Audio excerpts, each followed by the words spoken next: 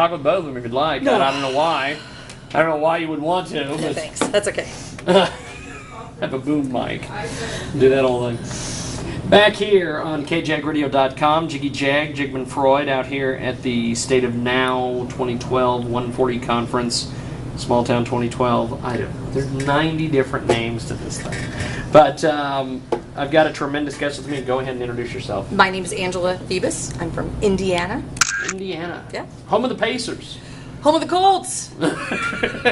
We're Colts lovers in Indiana. I hate to say it. We may be a basketball state, but we do love our Colts. Now, talk to me about your speech that you did earlier today. I talked about engagement because one of the issues I think small towns always have is that, the same 22 people do everything in the town. They show up for every event, they will serve on every board, they plan every activity. And so one of the challenges when I moved back was how do we get more people to show up? How do we get people to show up for events? How do we get people to participate? How do we get them engaged? How do we get them excited about being part of the community again? So that's what I talked about. Well, that's cool. Now, talk to me about putting the speech together and the process that you went through and things of that nature. Well, let me tell you, I do this about 4 times a week. So the process for me was this. I took a pen and I jotted down an outline, and then that was it. That was it. Seriously, I genuinely, I do this about 3 or 4 times a week. So this is a different talk. This isn't something I normally have. I have some presentations I do often, but this one, I knew that this was a topic with this audience that would be more appealing to them. So it was something different that I did, but I really just wanted to make sure I focused on the highlights of what the problems were that people had, and then kind of what we did to fix it, really, more than anything. Just kind of went from there. Yeah. Now, tell me the story about cutting off your toe or something, or threatening to cut off your toe. I know Becky just through social media, actually, and then we have met before because when she came to Indiana for another event, she sent me a message on Twitter and said, "Hey, how far away do you live from this conference center?" And I said, "Oh, only about 35 minutes."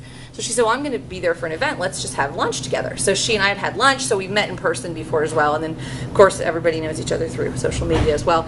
So when she published the speakers list the first time, I sent her a message and said, "Hey, I didn't get in time to apply for a speaker, but if you have an opening, I would give a toe to be at this event."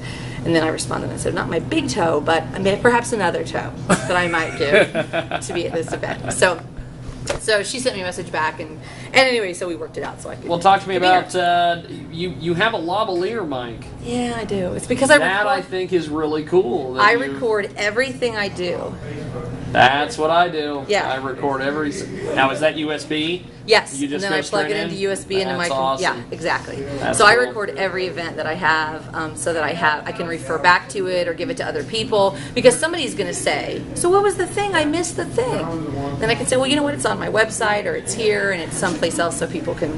That's get cool. to it. Yeah, I've gotten criticized in the past for recording every single thing that I do. But you really need to. You need to have it all, because you just never know, right? When that's going to be the thing that somebody wants, and so I do. I record all my presentations. I mean, I don't record all day long when I sit in my office, but I record anything formal that I do. Well, that's cool. Yeah. Now, talk to me about coming to Hutchinson, Kansas. What is?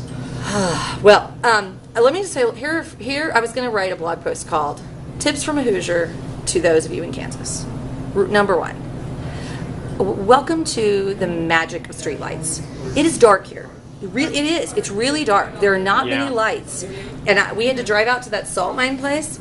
I ended up in perhaps another county or another state. I'm not sure, and it was pitch black on this county road. And I'm from a little town too. I'm driving 60 miles an hour, and people are flying past me like I'm sitting still. I mean, I wanted to put a little note out that said, "Hey, alert! I'm thinking, do people in this state not get killed in car accidents? Because it happens all the time. Slow down." So people drive really fast here, even faster. They drive very fast, and it's very dark here at night. Very, very, very dark here at night. And people drink a lot of light beer that has lemons in it. Everywhere I go, somebody's drinking this kind of wheat beer with lemons in it. True. These are my observations. I love it. From somebody from out of the state. So those were three of the things I thought of. I was like, yeah, definitely. It was all around the entire everywhere. You know, everybody's got that same drink.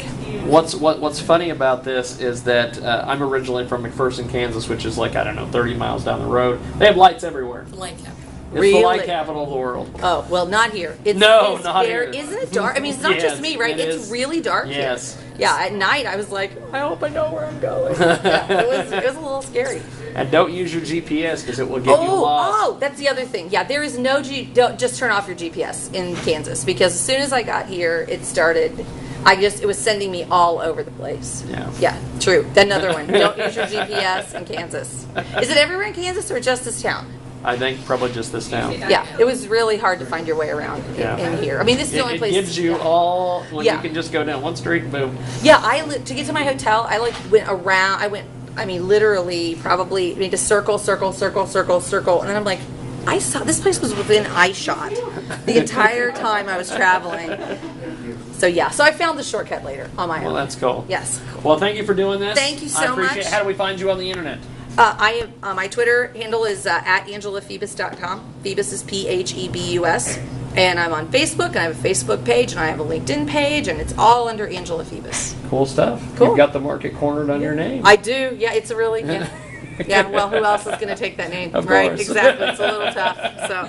Well, we've got more when we Right. get back here on